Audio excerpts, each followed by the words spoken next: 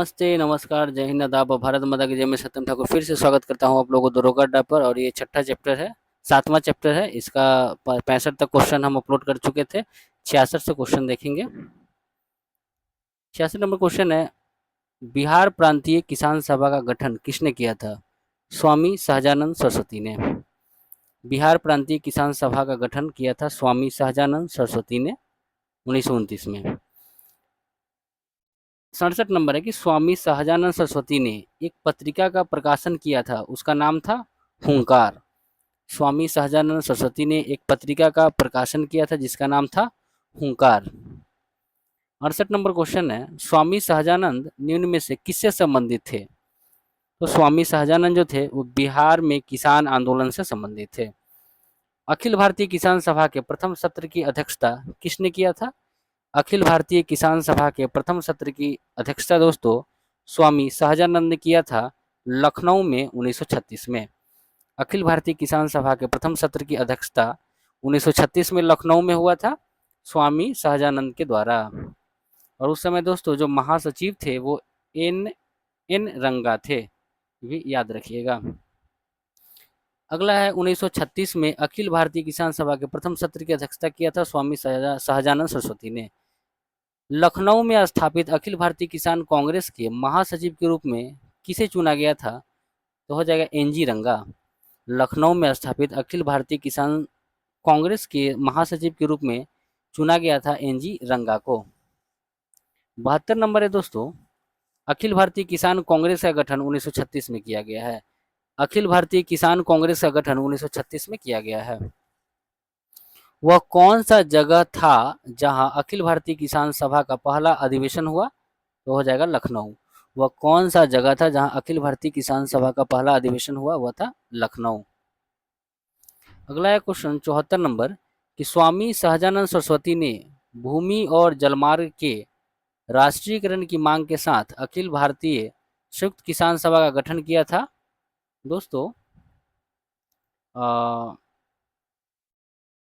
ये हो जाएगा 1930 के दशक में, 1930 के दशक में हो जाएगा। ठीक है, इसको याद रखिएगा, 1930 के दशक में। ठीक है, चलिए 75 नंबर क्वेश्चन देखेंगे। कहता है कि निम्नलिखित में किस एक कांग्रेसी नेता ने प्रथम अखिल भारतीय किसान सभा में भाग लिया था? जवाहरलाल नेहरू ने। किस एक कांग्रेसी नेता ने प्रथम अखिल भारतीय किसान सभा में भाग लिया था जो कि 1936 में लखनऊ में हुआ था? वह हो जाएगा जवाहरलाल नेहरू। इसमें से कौन बिहार में किसान आंदोलन के साथ जुड़े थे? तो राजेंद्र प्रसाद। राजेंद्र प्रसाद बिहार में किसान आंदोलन से जुड़े हुए थे। अगला क्वेश्चन देखेंगे, सुमेलित करना है। कहता है दोस्तों बारदोली सत्याग्रह किसने किया था? तो सरदार वल्लभ भाई पटेल ने। बारदोली सत्याग्रह संबंधित है सरदार वल्लभ भाई पटेल से। भारतीय किसान संस्थान संबंधित है दोस्तों एनजी रंगा से। भारतीय किसान संस्थान संबंधित है एनजी रंगा से। बंगाल प्रजा पार्टी ये संबंधित है फजलुल हक से।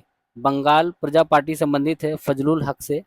और बकास्त संघर्ष संबंधित है दोस्तों ये आपका स्वामी सहजानंद सरस्वती से। ठीक है, श्रद्धानंद नहीं होगा, सहजानंद होगा। एक बार फिर से देखिएगा, यहाँ पे कहता है कि बारदोली सत्याग्रह संबंधित है दोस्तों। एक सेकंड रुकिएगा दोस्तों, तो यहाँ पे हो जाएगा दोस्तों, एक सेकंड। अखिल भारतीय किसान कांग्रेस का गठन किया गया था 1936 में। वह कौन सा जगह था जहां अखिल भारतीय किसान सभा का पहला अधिवेशन हुआ था? लखनऊ में। स्वामी सहजानंद सरस्वती ने भूमि और जलमार्ग के राष्ट्रीयकरण की मांग के साथ अखिल भारतीय संयुक्त किसान सभा का गठन किया था 1930 के दशक में। 75 नंबर क्वेश्चन देखते हैं।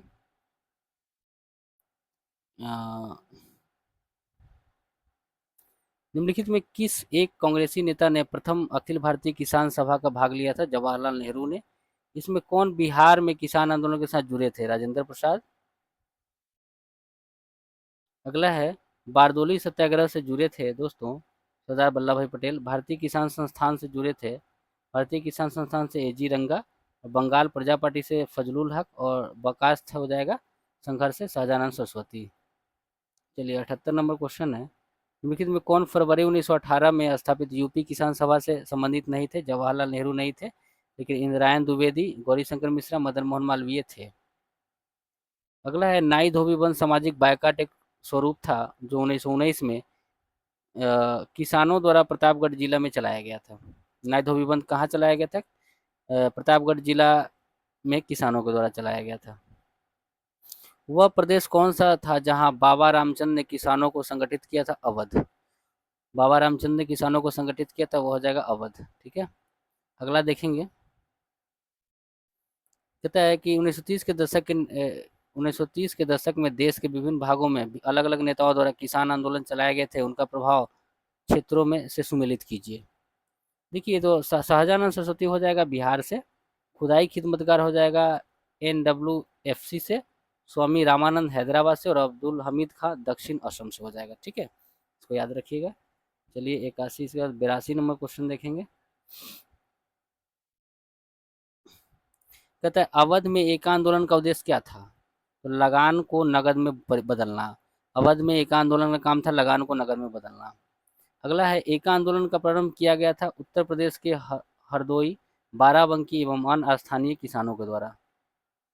ठीक है, अगला है 1921-22 में अवध में कांग्रेस द्वारा शुरू किए गए एका आंदोलन में कौन संबंधित है? तो मदारी पासी। बारदोली सत्याग्रह का सफल नेतृत्व किसने किया था? वल्लभ भाई पटेल ने 1928 में। वल्लभ भाई पटेल को सरदार की उपाधि दिया था महात्मा गांधी ने।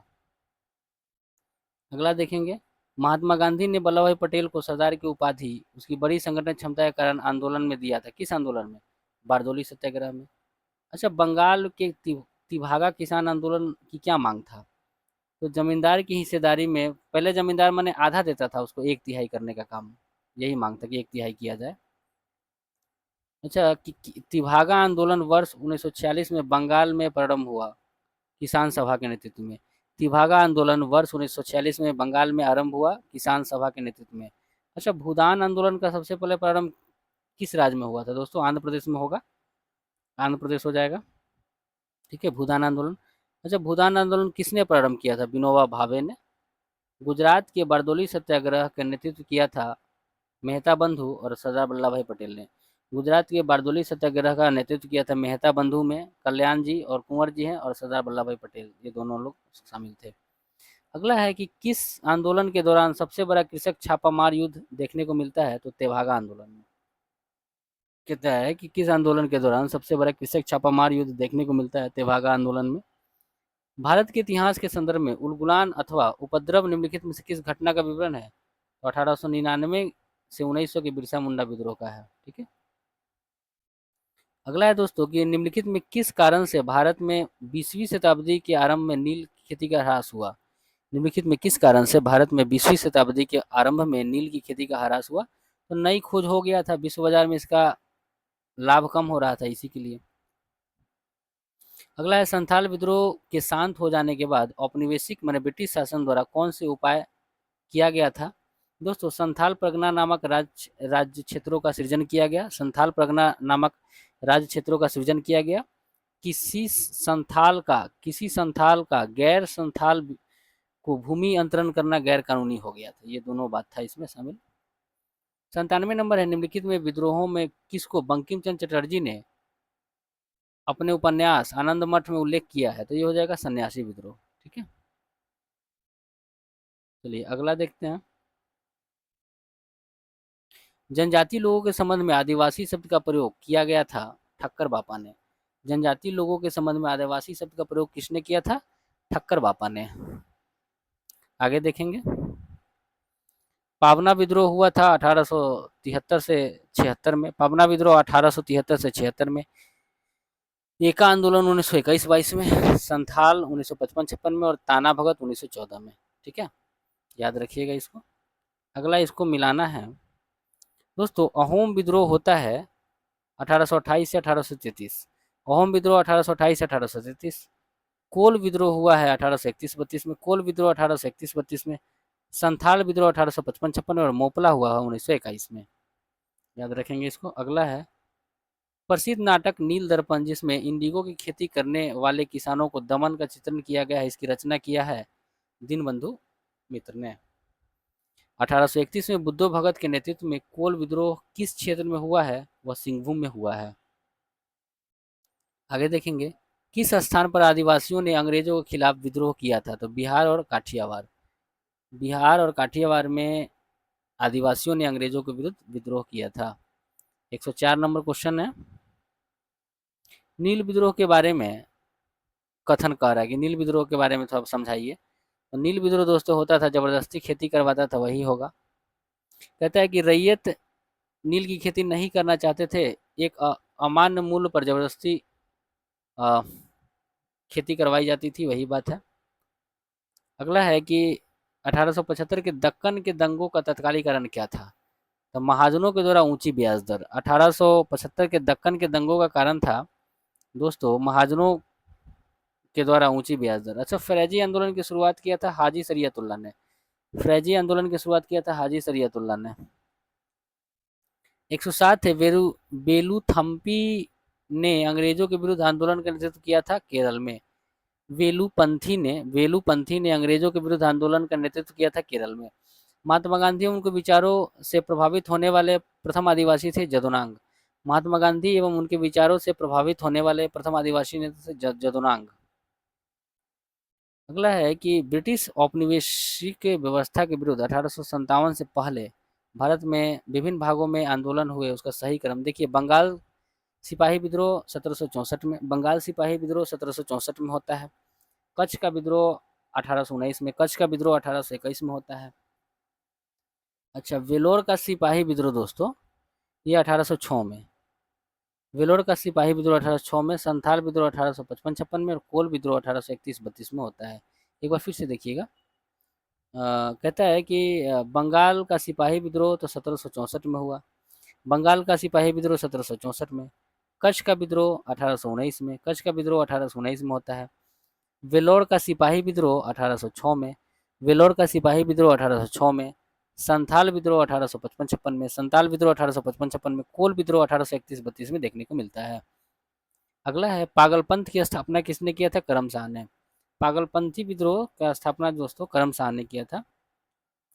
अगला क्वेश्चन है दोस्तों यहाँ पे 111 नंबर, कि निम्न कथनों को सही पढ़कर पढ़िए, विकल्प चुनिए, सही विकल्प चुनिए, कौन सा कथन सही है? तो गंजाम विद्रोह 1800 से 1805 में हुआ था, बिल्कुल सही। गंजाम विद्रोह 1800 से 1805 में ही हुआ था। गंजाम विद्रोह का नेतृत्व धनंजय ने किया था, ये बात भी बिल्कुल सही है। और धनंजय श्रीकर भांजा के पिता थे, ये बात भी बिल्कुल ये तो गलत लग रहा है हमको, हमारे हिसाब से नहीं दोस्तों, ये गलत है, ध्यान दीजिएगा। यहाँ कहता है कि सबसे पहले गंजाम विद्रोह 1800 से 1805 में हुआ था, बिल्कुल सही। गंजाम विद्रोह का नेतृत्व धनंजय ने किया था, ये बात भी सही है, ये बात भी दोस्तों बिल्कुल सही है, ठीक है। साथ ही साथ कहता है कि गुमसुर का विद्रोह का नेतृत्व, गुमसुर के जो विद्रोह हुआ था उसका नेतृत्व श्रीकर भांजा ने किया था, बिल्कुल सही। गुमसुर के विद्रोह का नेतृत्व श्रीकर भांजा ने किया था। और धनंजय श्रीकर भांजा के पिता थे? नहीं दोस्तों, धनंजय जो है श्रीकर भांजा का पुत्र था, ठीक है। धनंजय जो है वो श्रीकर भांजा के पुत्र है। 112 नंबर क्वेश्चन, वेल्लोर का विद्रोह किस गवर्नर जनरल के समय में हुआ था? Sir John Barlow. वेल्लोर का विद्रोह हुआ था सर जॉन बार्लो के संबंध में, ठीक है। अच्छा, उसके बाद कहता है अगला 113 नंबर, कि 1855 के संथाल या हूल के संबंध में निम्नलिखित में से कौन सा कथन सही है, ये खोजना है, कौन सा कथन दोस्तों सही है। तो 1, 2 और 3 सही है, बिल्कुल। इसका मतलब कि भागलपुर के पास मेजर बरो संथाल से हार गया, बिल्कुल सही। भागलपुर के पास मेजर बरो है वो संथाल से हार गया था। गोक्को गोड्डा का एक महत्वपूर्ण नेता था, बिल्कुल सही है। गोक्को नेता का नाम है, गोड्डा जगह का नाम है, तो गोक्को जो है ना वो गोड्डा का एक महत्वपूर्ण नेता था, ठीक है। उसके बाद इस संदर्भ में महाजन दीनदयाल राय भी एक महत्वपूर्ण नाम है, किस संदर्भ में? तो आपका संथाल विद्रोह के संबंध में एक और नाम है दीनदयाल राय, भी एक महत्वपूर्ण नाम है, ये वाला गलत है चौथा। चलिए 114 नंबर है, 6 क्वेश्चन और है दोस्तों। संथाल परगना क्षेत्र को अति प्राचीन काल में क्या कहा जाता था? नड़ीखंड। संथाल परगना क्षेत्र को अति प्राचीन काल में कहा जाता था नरीखंड। निम्नांकित में कौन सी घटना महाराष्ट्र में हुआ है? भील विद्रोह दोस्तों महाराष्ट्र में हुआ है 1818 से 1831 में। भील विद्रोह महाराष्ट्र में हुआ है 1818 से 1831 में। कोल विद्रोह झारखंड में हुआ 1831-32 में। संथाल विद्रोह झारखंड में हुआ और रंपा विद्रोह आंध्र प्रदेश में हुआ है। चलिए 116 नंबर क्वेश्चन है, मेवाड़, वांगड़ और पास के क्षेत्रों के भीलों में सामाजिक सुधार के लिए लसोड़िया आंदोलन का सूत्रपात किसने किया था? गोविंद गिरी। मेवाड़, वांगड़ और पास के क्षेत्रों के भीलों में सामाजिक सुधार के लिए लसोड़िया आंदोलन का सूत्रपात किया था गोविंद गिरी ने। अब 117 नंबर क्वेश्चन देखेंगे, भारत में 19वीं शताब्दी के जनजातीय विद्रोह के लिए भारत में 19वीं शताब्दी के जनजातीय विद्रोह के लिए निम्नलिखित में कौन तत्व ने साझा कारण मुहैया किया था? तो इसमें दोस्तों मुहैया किया था कि जनजातीय समुदाय की प्राचीन भूमि संबंधी व्यवस्था का संपूर्ण विदारण। जनजातीय समुदाय के प्राचीन भूमि संबंधी व्यवस्था का विदारण। अच्छा, हौज विद्रोह हुआ था 1820-21 के दौरान। हौज विद्रोह हुआ था 1820-21 के दौरान। हौज विद्रोह 1820-21 के दौरान हुआ था। अगला है, बैरकपुर विद्रोह हुआ था दोस्तों नवंबर 1824 में। बैरकपुर विद्रोह नवंबर 1824 में। बहरामपुर विद्रोह जुलाई 1800 नहीं, बहरामपुर विद्रोह दोस्तों एक बार फिर से देखिए। देखिए, बैरकपुर विद्रोह हुआ था नवंबर 1824 में। बहरामपुर विद्रोह फरवरी 1857 में। बहरामपुर विद्रोह फरवरी 1857 में। संथाल विद्रोह हुआ था दोस्तों 55-56 में। और वेलोर विद्रोह जुलाई 1806 में हुआ था। ठीक है, तो बैरकपुर विद्रोह हुआ था नवंबर 1824 में। बहरामपुर विद्रोह हुआ था फरवरी 1857 में। संथाल विद्रोह 1856 में। और वेल्लोर विद्रोह जुलाई 1806 में देखने को मिला था। और लास्ट क्वेश्चन है दोस्तों, अंग्रेजों के विरुद्ध भीलों द्वारा क्रांति प्रारंभ की गई थी मध्य प्रदेश और महाराष्ट्र में। अंग्रेजों के विरुद्ध भीलों द्वारा क्रांति प्रारंभ किया गया था मध्य प्रदेश और महाराष्ट्र में। तो मिलते हैं अगले वीडियो में, तब तक स्वस्थ रहें, अपना ख्याल रखें, अपनों का ख्याल रखें। उम्मीद करते हैं कि सेशन काफ़ी अच्छा लगा होगा। ये 7वां चैप्टर है और इसको 1-2 बार देखेंगे दोस्तों तो पूरा का पूरा आपको याद हो जाएगा। चलिए मिलते हैं आपसे हम अगले वीडियो में, तब तक जय हिंद।